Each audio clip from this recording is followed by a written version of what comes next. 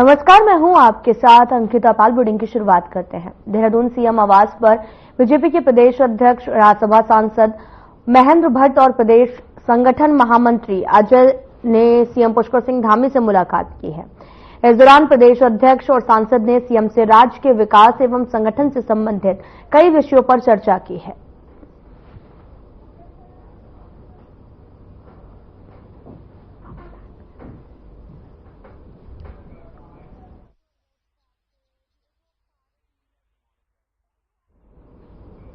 केदारनाथ उपचुनाव के बाद में प्रदेश में बड़ा प्रशासनिक फेरबदल देखने को मिला। संभावित माने जा रहे प्रशासनिक फेरबदल के तहत में शासन ने 13 आईएएस, 3 पीसीएस समेत 18 नौकरशाहों के दायित्वों में बदलाव कर दिया है। शुक्रवार की देर शाम कार्मिक एवं सतर्कता विभाग की ओर से जारी आदेश के मुताबिक उत्तराखंड परिवहन निगम के प्रबंध निदेशक का प्रभार अपर सचिव आनंद श्रीवास्तव से हटाकर अपर सचिव रीना जोशी को दे दिया गया है। कुछ नौकरशाहों को हल्का किया गया और वहीं कुछ के प्रभार को बढ़ा दिया गया। इनके अलावा प्रमुख सचिव एल फेनई से अल्पसंख्यक कल्याण एवं वक्फ विकास निगम के अध्यक्ष पद पर हटा दिया गया है।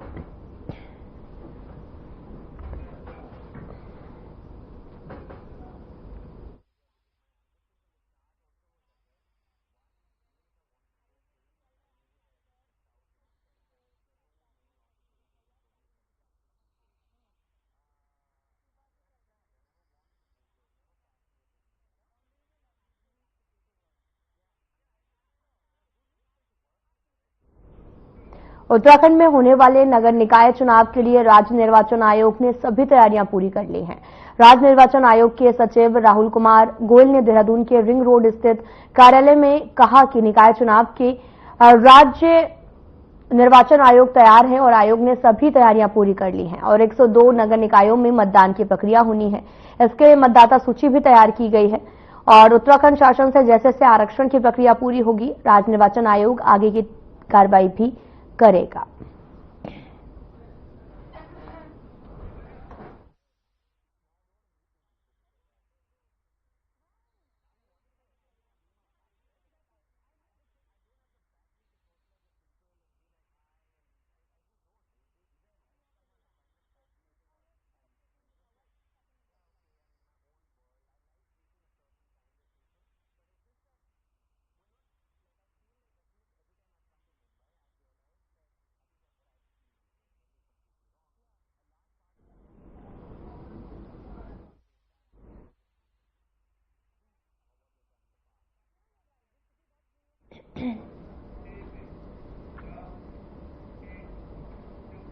तो वहीं उत्तराखंड में बीजेपी ने निकाय चुनाव की तैयारियों के लिए अभी से कमर कस ली है। निकाय चुनाव को ध्यान में रखते हुए जल्द ही सभी जिलों के प्रभारी भी घोषित कर दिए जाएंगे। बीजेपी प्रदेश अध्यक्ष महेंद्र भट्ट ने कहा, सभी जिलों में से फीडबैक भी लिया जाएगा।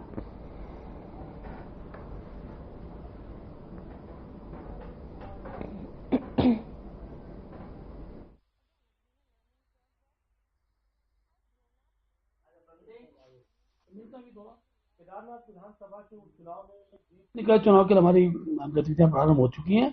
बहुत जल्दी निकाय चुनाव होने जा रहा है और मैं कह सकता हूं कि भारतीय जनता पार्टी द्वारा फिर इस चुनाव में भी हम सारे नगर निगम जीतने के लिए हमारी कोर टोली की बैठक आज है। बहुत जल्दी प्रभारी घोषित करने वाले हैं और हम इस प्रक्रिया को आगे बढ़ाएंगे। केदारनाथ विधानसभा के उपचुनाव में जीत के बाद निकाय चुनाव है या उत्तराखंड में नगर निकायों के चुनाव दिसंबर महीने में होने की संभावना है। इसके अनुसार शहरी विकास विभाग और राज्य निर्वाचन आयोग ने अपनी तैयारियां तेज कर दी हैं। राज्य के शहरी विकास मंत्री डॉक्टर प्रेमचंद अग्रवाल ने बताया कि ओबीसी आरक्षण संबंधी अध्यादेश को राजभवन से जल्द मंजूरी मिलने की संभावना है। राजभवन से मंजूरी मिलने के बाद सरकार निकाय चुनाव का कार्यक्रम जारी करेगी। वहीं शहरी विकास मंत्री के जल्द निकाय चुनाव कराने के दावे को कांग्रेस ने हवा हवाई बताया। कांग्रेस प्रदेश अध्यक्ष करण माहरा ने कहा कि सरकार के दावे पर हमें भरोसा नहीं है। पिछले 1 साल से सरकार निकाय चुनाव कराने का दावा कर रही है, लेकिन अब तक सरकार ऐसा नहीं कर पाई है।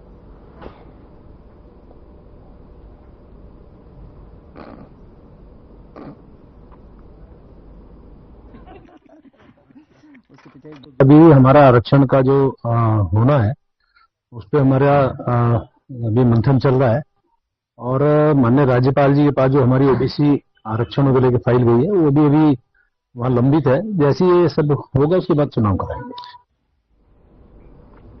केदारनाथ विधानसभा चुनाव के लिए आपको बताते चले कि उपचुनाव के बाद में अब राजनीतिक दलों ने निकाय चुनाव को लेकर तैयारियां शुरू कर दी हैं, लेकिन प्रदेश में निकाय चुनाव कब तक होंगे इस पर अभी भी संशय के बादल बने हुए हैं। तो वहीं निकाय चुनाव की तैयारियों को लेकर शहरी विकास मंत्री प्रेमचंद अग्रवाल ने कहा कि बीजेपी निकाय चुनाव को लेकर पूरी तरह से तैयार है। बीजेपी संगठन की ओर से जिला अध्यक्षों की बैठक की गई और आगे भी और एक्टिविटीज होंगी।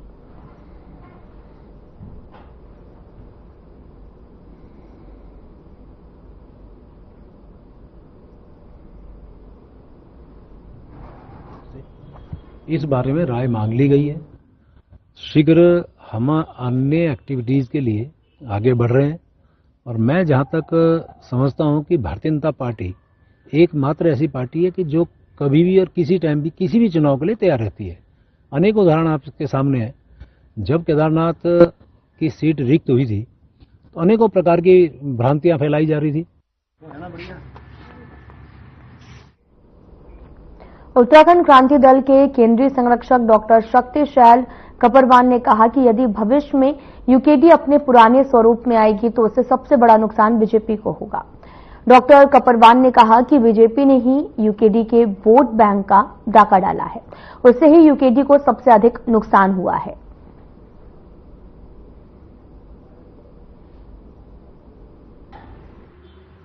दल सत्ता में आया या राजनीतिक पावर में आया तो राष्ट्रीय पार्टियों का लापता हो सकता है और सबसे ज्यादा नुकसान उसमें भारतीय जनता पार्टी को हो सकता है।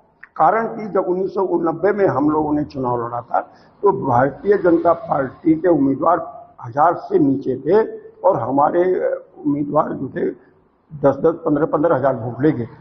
मगर 1991 में हमारे ही वोट बैंक पर भारतीय जनता पार्टी ने डाका डाला था और वो सभी सीटें जीत गए थे, लगभग एक आध सीट को छोड़ गए थे। तो उत्तराखंड क्रांति दल का जो ओरिजिनल वोट है उस पे बीजेपी की डकैती है। ड्रिंकिंग ड्राइव की वजह से लगातार सड़क हादसों में बढ़ोतरी हो रही है। ऋषिकेश में भी चंद्रभागा पुल के निकट एक ट्रक आपको याद चले कि एक ड्राइवर ड्रिंकिंग ड्राइव करता पकड़ा गया। पूछताछ में ड्राइवर काफी नशे में मिला, जिसके बाद में ट्रैफिक पुलिस ने ट्रक को रोककर ड्राइवर को गिरफ्तार किया। वहीं ट्रैफिक इंचार्ज अनवर खान ने बताया कि ड्राइवर के पास में हेल्पर भी नशे की धुत में पकड़ा गया है।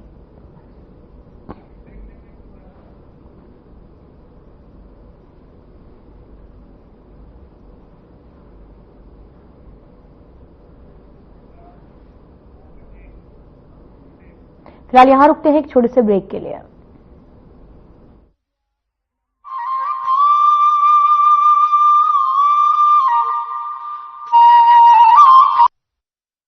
नशा करने के लिए कई लोगों द्वारा एक ही सिरिंज का इस्तेमाल करना HIV के प्रसार का एक बड़ा कारण है। प्रदेश में HIV और एड्स से डटकर मुकाबला करने और इसके प्रसार की रोकथाम हेतु बड़े स्तर पर कार्यक्रम चला रही है उत्तराखंड सरकार। राष्ट्रीय एड्स नियंत्रण कार्यक्रम के तहत उत्तराखंड राज्य एड्स नियंत्रण सोसाइटी पूरे जोरों पर अपनी गतिविधियों का संचालन कर रही है। इंजेक्शन से नशा करने वालों यानी IDU के लिए राज्य में NGO के माध्यम से लक्षित हस्तक्षेप यानी TI प्रोजेक्ट लागू किया जा रहा है। इसके तहत 7 TI NGO के माध्यम से 2000 से अधिक ऐसे लोगों की मदद की जा रही है जो इंजेक्शन से नशा करते हैं। TI कार्यक्रम के तहत इन लोगों को काउंसलिंग, HIV और syphilis screening, abscess management, needle syringe के नुकसान को कम करने वाली सेवाएं जैसी कई जरूरी सुविधाएं प्रदान की जाती हैं। नशीली दवाओं की लत के शिकार लोगों के परिजनों से मिलकर भी उन्हें मोटिवेशनल सपोर्ट दिया जाता है। निडल सिरिंज एक्सचेंज प्रोग्राम यानी NSEP के तहत NGO कर्मी नशीली दवाओं के इंजेक्शन लगाने वालों को नई सुई और सिरिंज मुहैया कराते हैं और पुरानी व इस्तेमाल की गई सुई और सिरिंज एकत्र करते हैं। साथ ही प्रशिक्षित चिकित्सा अधिकारी की देखरेख में ओपियोइड सब्स्टिट्यूशन थेरेपी यानी OST भी दी जाती है। राज्य के सरकारी अस्पतालों में 8 OST सेंटर हैं जो देहरादून, रुड़की, हरिद्वार, रामनगर, नैनीताल, रुद्रपुर, काशीपुर और सितारगंज में मौजूद है। साथ ही 2 सैटेलाइट ओएसटी सेंटर भी हैं जो दूर दराज के इलाकों में ओएसटी की सुविधा देते हैं। इंजेक्शन से ड्रग्स का नशा छुड़ाने को हम हैं तैयार। HIV एड्स रोकथाम को तत्पर उत्तराखंड सरकार।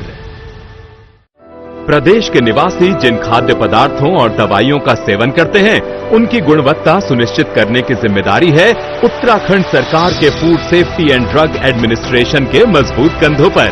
और विगत 5 वर्षों से ये जिम्मेदारी बखूबी ढंग से निभा रही है FDA। FDA का नवनिर्मित भवन सहस्त्रधारा रोड, देहरादून में मौजूद है। ये सरकारी औषधि परीक्षण प्रयोगशाला दवा के नमूनों के परीक्षण में उपयोग किए जाने वाले नवीनतम और अत्यधिक उन्नत उपकरणों से लैस है। दवा के नमूनों में माइक्रोबियल टेस्ट के लिए नए दिशा निर्देशों के अनुरूप एक नवनिर्मित पूरी तरह सुसज्जित माइक्रोबायोलॉजी लेबोरेटरी भी स्थापित की गई है। इतना ही नहीं, खाद्य नमूनों में अवशिष्ट एंटीबायोटिक दवाओं, कीटनाशक और भारी धातुओं का पता लगाने के लिए GCMS, ICP-MS, LC-MS जैसे उच्च स्तरीय उपकरण भी state food and drug testing laboratory में लगाए गए हैं। FDA समय समय पर बाजार से खाद्य पदार्थों और दवाओं के सैंपल एकत्र कर उनकी बारीकी से जांच करती है ताकि प्रदेशवासियों की सेहत से ना हो कोई समझौता। 2022-23 में 460 सैंपल में से 80 सैंपल गुणवत्ता टेस्ट में फेल हुए। ड्रग्स कंट्रोल विंग ने नियम तोड़ने वालों पर कार्रवाई करते हुए TNC एक्ट के तहत 6 और NDPS एक्ट के तहत 8 मुकदमे दर्ज किए और 36 आरोपियों को गिरफ्तार किया। इसी तरह फूड सेफ्टी विंग ने वर्ष 2023-24 में 355 मुकदमे दर्ज किए, जिनमें से 345 मामलों के फैसले आ चुके हैं। इनमें से 332 मामलों में जुर्माने लगाए गए, जिनकी कुल राशि 1,04,23,000 है। FDA उत्तराखंड, आपके स्वास्थ्य के सच्चे प्रहरी।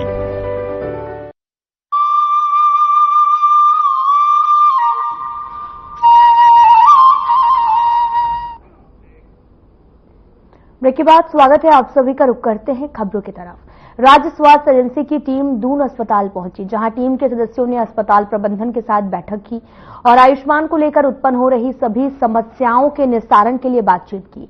वहीं SHA की ओर से आयुष्मान योजना के तहत उपचार लेने वाले मरीजों के लिए तय की गई है। तो कुछ नई गाइडलाइंस के बारे में भी बताया गया। दून मेडिकल कॉलेज के प्राचार्य डॉक्टर गीता जैन ने बताया कि टीम के साथ हुई बैठक में कमियों को दूर करने पर चर्चा हुई है और जो उन्होंने कमियां बताई उन सबको दूर करने की कोशिश करी जा रही है।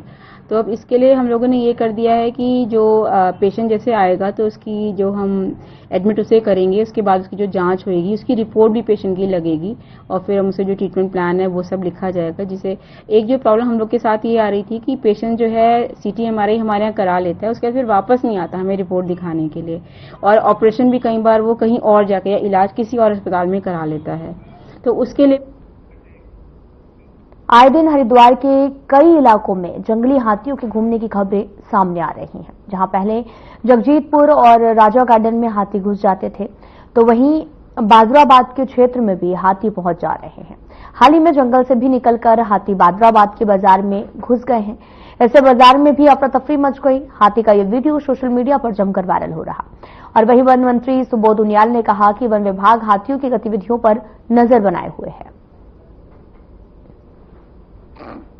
देखिए, लगातार हाथी की गतिविधियों पर हमारा विभाग नजर रखे हुए है और मैं मोबाइल में व्हाट्सएप के माध्यम से, फोन के माध्यम से लगातार जो हमारे अधिकारी हैं हरिद्वार डिवीजन के, उनके संपर्क में हूँ। ये क्योंकि वो देखिए गन्ने के खेतों में गन्ना खाना हाथी के लिए जो है उसका आहार है गन्ना। गन्ना को हाथी बहुत पसंद करता है और गन्ने के खेत के चक्कर वहां पे आ रहा है। और अभी तक किसी इस तरह की घटना नहीं है कि कहीं ह्यूमन वाइल्ड लाइफ कॉन्फ्लिक्ट की नौबत आई हो, लेकिन फिर भी हमारा विभाग इस पर पूरी नजर रखे और इसका रास्ता निकालने की कोशिश करता है। उत्तराखंड पुलिस के नए DGP दीपम सेठ ने फोर्स में कुछ बदलाव किए, जिसे लेकर परिस्थितियों के अनुरूप पुलिस का बेहतर रिजल्ट सामने आया। DGP दीपम सेठ ने कहा कि भविष्य की चुनौतियों के लिए पुलिस खुद को तैयार कर रही है। वर्तमान में पुलिस के सामने सबसे बड़ी चुनौती बढ़ता साइबर अपराध, जिससे जनता को बचाना है। देखिए, ये पहले दिन तो इस पे मैं नहीं कहूँगा। ये तो बदलाव की जहाँ आवश्यकता जब जब महसूस होती है तो वो होता है।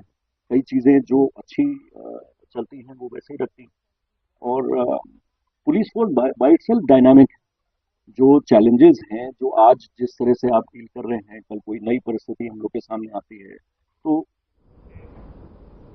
सीसीटीवी की निगरानी में रहेंगी अब भीमताल। दरअसल मत्स्य विभाग झील किनारे सीसीटीवी लगाने की तैयारी में है और भीमताल और नौकुचिया ताल, 7 ताल झील और अवैध शिकार को रोकने के लिए भी मत्स्य विभाग अब झील किनारे 10 सीसीटीवी लगाने की तैयारी कर रहा है।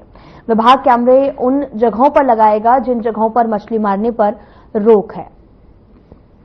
स्थानीय लोगों की ओर से थाने में अवैध रूप से मछली का शिकार करने की शिकायतें भी की जा रही थी, जिसके बाद में विभाग की ओर से यह बड़ा एक्शन लिया गया है।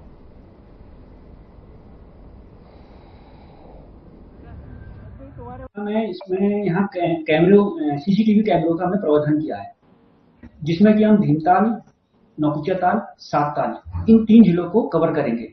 तो पहले चरण में हम भीमताल में 10 कैमरे लगाएंगे और उसके बाद दूसरे चरण में नौकुचिया ताल और तीसरे चरण में हम 7 ताल में कैमरे लगाएंगे। तो इन कैमरों से हम ऐसे क्षेत्र कवर करेंगे जहां पे मछली मारना वर्जित है और जहां पे सीधे डायरेक्ट निगरानी करना थोड़ा मुश्किल होता है।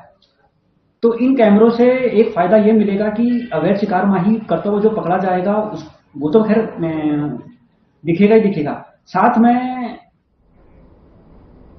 फिलहाल यहां रुकते हैं छोटे से ब्रेक के लिए।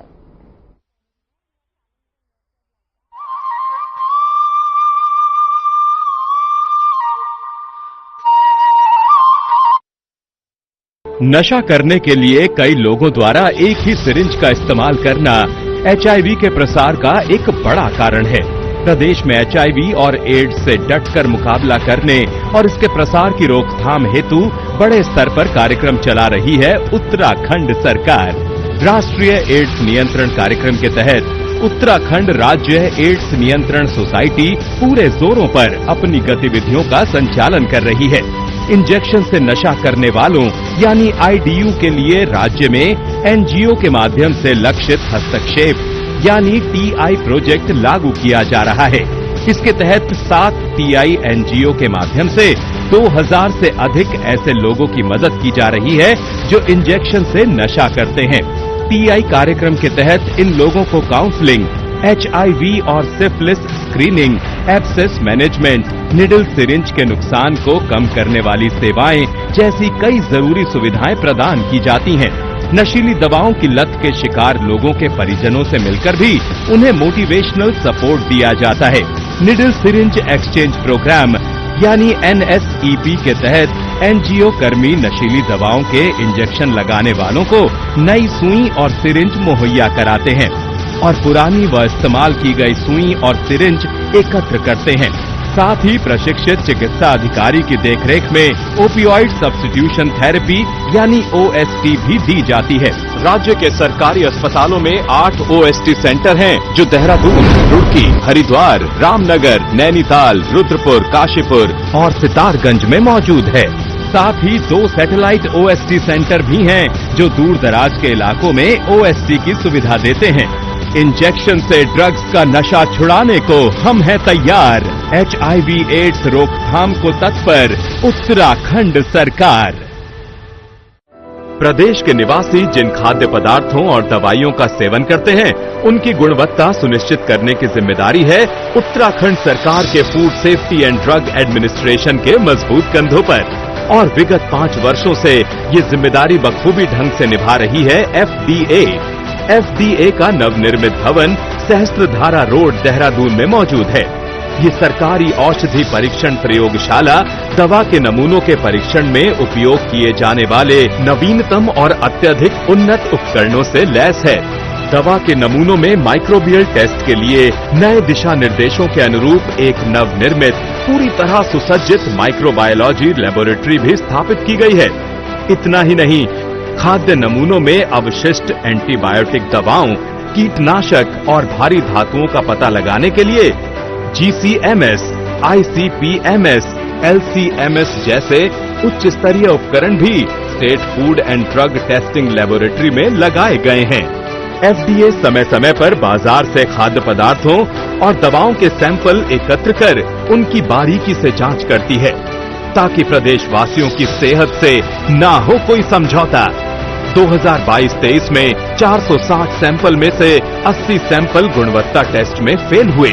ड्रग्स कंट्रोल विंग ने नियम तोड़ने वालों पर कार्रवाई करते हुए TNC एक्ट के तहत 6 और NDPS एक्ट के तहत 8 मुकदमे दर्ज किए और 36 आरोपियों को गिरफ्तार किया।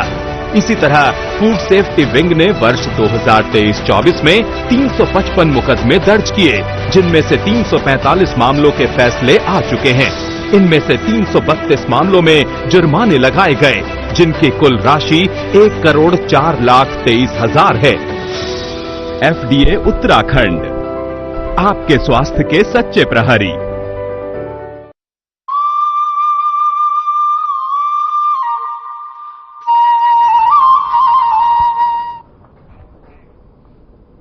ब्रेक के बाद स्वागत है आप सभी का। रुख करते हैं खबरों की तरफ। कोटद्वार की कई समस्याओं के निराकरण की मांग को लेकर पूर्व सैनिक संघर्ष समिति के बैनर तले कई सामाजिक संगठनों से जुड़े लोग शुक्रवार को सड़कों पर उतरे। कोटद्वार में अवैध अतिक्रमण, पार्किंग की समस्या, आवारा पशुओं के साथ दूसरी समस्याओं के निराकरण की मांग को लेकर तहसील में प्रदर्शन किया है।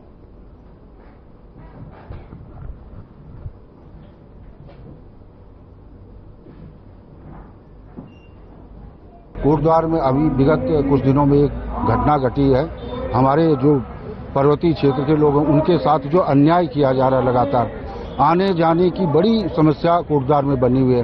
वाहनों को कहां से निकालें, कहां पार्किंग की कोई व्यवस्था नहीं। मवेशी भी आवारा घूम रहे हैं। सांडों की इतनी तादाद यहां बढ़ गई, मैं देख रहा हूं कि बहुत बुरी स्थिति है।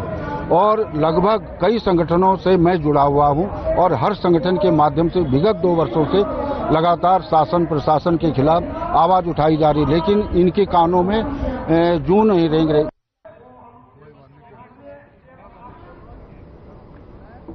बीते 2 सालों से लकड़ी के पुल से आवाजाही को मजबूर थराली सूना गांवों के ग्रामीणों के लिए राहत भरी खबर है। उप जिलाधिकारी थराली कमलेश मेहता ने गुरुवार को लोक निर्माण विभाग, सिंचाई, वन विभाग और NTCC PMGSY के अभियंताओं के साथ में बैठक कर थराली सूना पैनगढ़ मोटरमार्ग पर सुगम आवाजाही के विकल्पों पर चर्चा की है।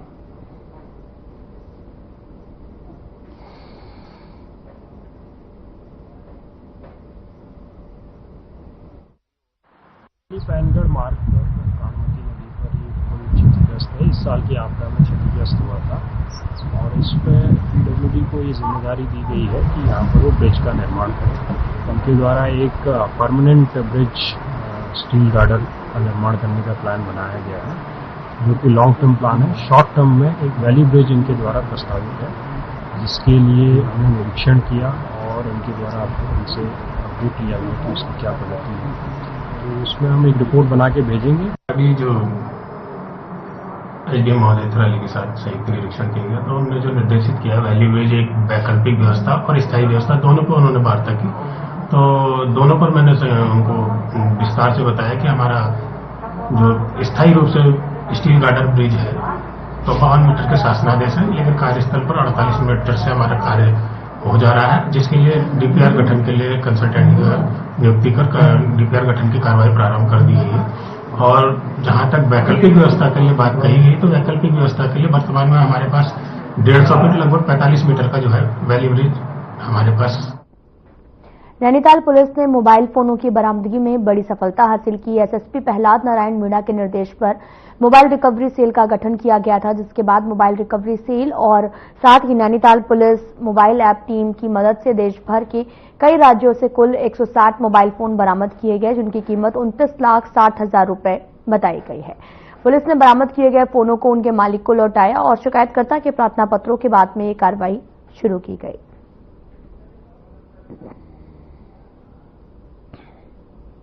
चोरी करने बाद में समय समय पर हम उनके मोबाइलों को हैंड ओवर करेंगे।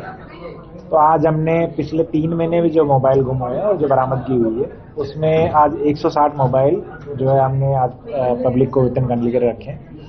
और अगर वर्ष 2024 में देखा जाए तो अब तक हमने पूरे साल भर में 404 मोबाइल जो है इस तरीके से बरामद किए गए हैं, जिनकी कीमत लगभग 75 लाख रुपए के आसपास है। देखिए, कुछ मोबाइल 2023 के हमारे पास पड़े हुए हैं जो फिलहाल में इतना ही। नमस्कार।